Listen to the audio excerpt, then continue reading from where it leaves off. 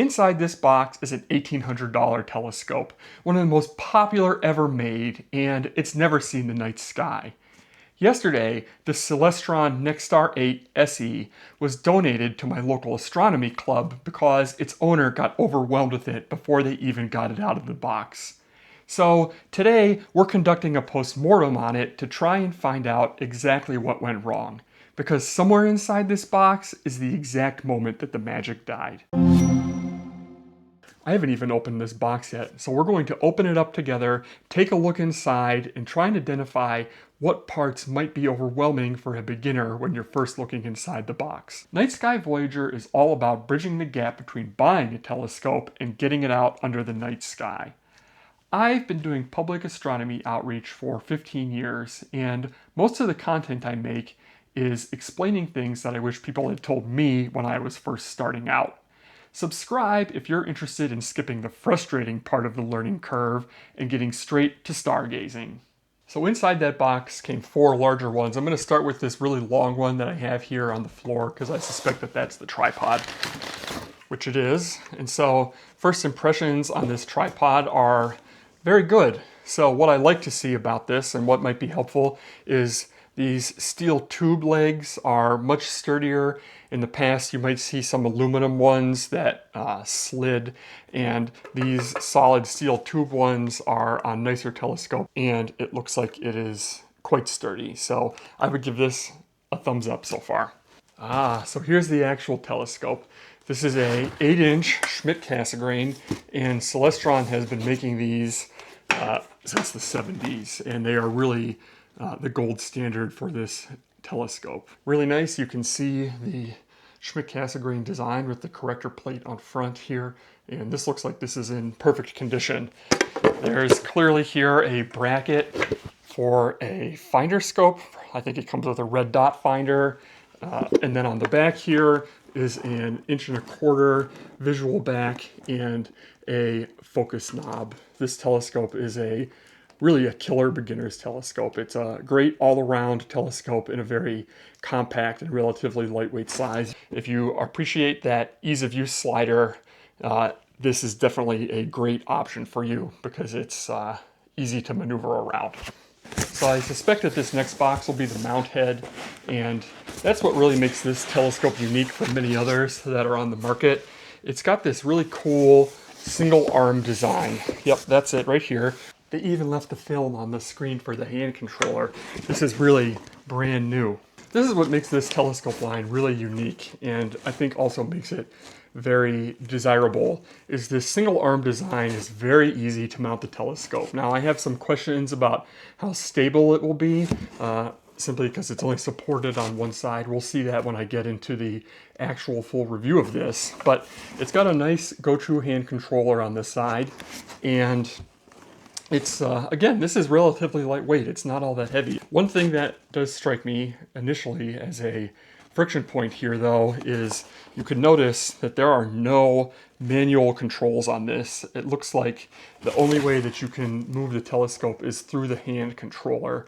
And so I suspect that that is going to be one of the major friction points because it kind of lacks all the intuitiveness of just being able to point and aim at something in the sky.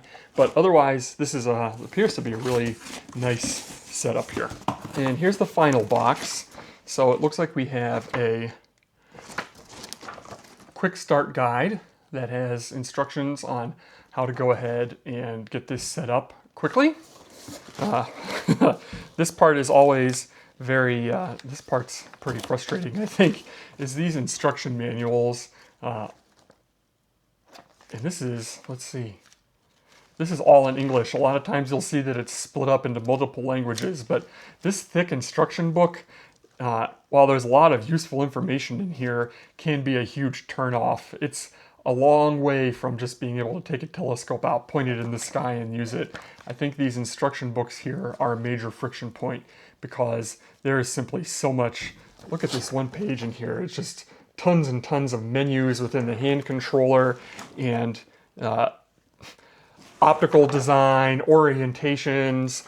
I think this, while this information is very helpful, I think it does a lot to make beginners think that there's a lot more to this to get started than there really is. Also, this is nice. I'm excited to try this out. I've been curious about this. I didn't know this was included in this.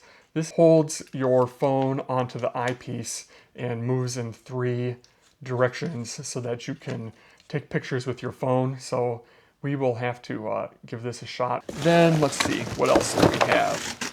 So we have a diagonal and an eyepiece. And so this is just a standard mirror diagonal that you would get 1¼ format with set screws. It seems to be adequate quality, and this is one of these Celestron 25mm Plossels. I think this is the only eyepiece that you get with it. So it comes with this red dot finder. Let's see how the batteries work. Either the batteries are dead or it doesn't function. Personally, I have had bad luck with this kind of red dot finder. I give it a thumbs down.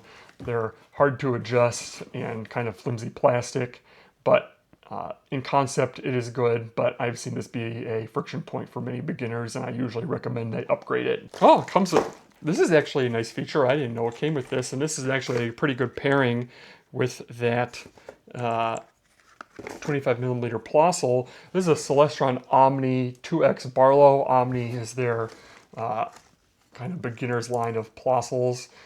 This is a nice Barlow to have. Comes with a power adapter so that you can plug it into a plug, European plug adapter, and I think that's a UK plug adapter. So for our international viewers, that's good to see. And other than that, just a couple cables. So I think that that is everything that we had in all these boxes. So now that we've unboxed this telescope, what do I think might be some of the points that were overwhelming for this person to the point that they never used it and donated it right away? It definitely wasn't the size or weight of this.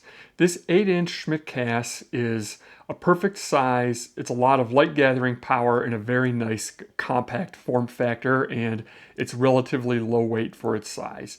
Also, the mount and the tripod are lightweight, and this whole thing sets up in just a couple of minutes.